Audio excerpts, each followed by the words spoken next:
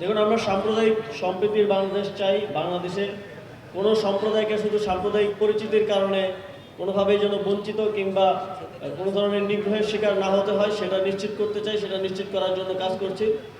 তবে বাংলাদেশের সার্বভৌমত্ব স্বাধীনতার উপর কোনো প্রকার হস্তক্ষেপ, কোনো প্রকার আঘাত আসে এবং রাষ্ট্রের প্রতি অবমাননা হয়, রাষ্ট্রদ্রোহের মতো ঘটনা ঘটলে সেক্ষেত্রে সরকার অবশ্যই কঠোর ব্যবস্থা নেবে এবং সেক্ষেত্রে একটা গ্রেফতারের ঘটনাকে কেন্দ্র করে এখন অস্থিতিশীল পরিস্থিতি তৈরির চেষ্টা করা হচ্ছে। আমরা স্পষ্টভাবে বলতে চাই, কেউ যদি রাষ্ট্রদ্রোহের মতো ঘটনায় যুক্ত থাকে, সে যেই হোক, যত বড় নেতাই হোক, তাকে কোনো প্রকার ছাড় দেওয়া হবে না। এবং এক্ষেত্রে এটা সম্প্রদায় বিবেচনায় নয়, এটা রাষ্ট্রের বিবেচনায়, রাষ্ট্রের নিরাপত্তা বিবেচনায় আইন শৃঙ্খলা বাহিনী এই ব্যবস্থা গ্রহণ করবে সামনের দিকে। জি, আমরা বিকল্প ব্যবস্থা যতক্ষণ পর্যন্ত তৈরি না হয় ততক্ষণ পর্যন্ত আপনারা জানেন অনেকগুলো নাগরিক সেবা দেওয়ার প্রয়োজন হয়, সেজন্য এই কাঠামোগুলো এখনও রয়েছে। আমরা অতি দ্রুত এই বিকল্প ব্যবস্থা তৈরির মাধ্যমে ইউনিয়ন পরিষদগুলোর ব্যাপারেও সিদ্ধান্ত গ্রহণ করব। ধন্যবাদ।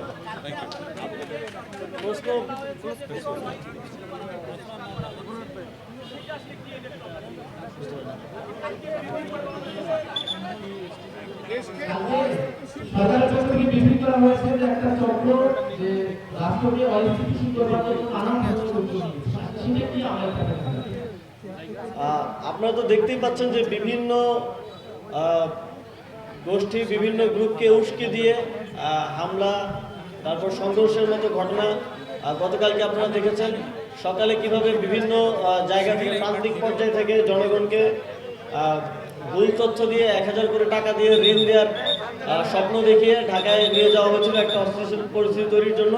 কিন্তু আমাদের আইনশৃঙ্খলা বাহিনী এবং সর্বোপরি ছাত্রদের অংশগ্রহণের মাধ্যমে সেই পরিকল্পনাকে নস্যাৎ করা হয়েছে এবং এ ধরনের আর কোনো ষড়যন্ত্র কিংবা পরিকল্পনা করা হলে সে বিষয়ে যথাযথ ব্যবস্থা নেওয়া হবে। আপনারা জানেন গতকাল যারা এটা সংগঠিত করার চেষ্টা করা হয়েছিল সেই অহিংস গণঅভ্যুত্থান বাংলাদেশের যে আহ্বায়ক তাকেও গ্রেফতার করে জিজ্ঞাসাবাদ করা হচ্ছে।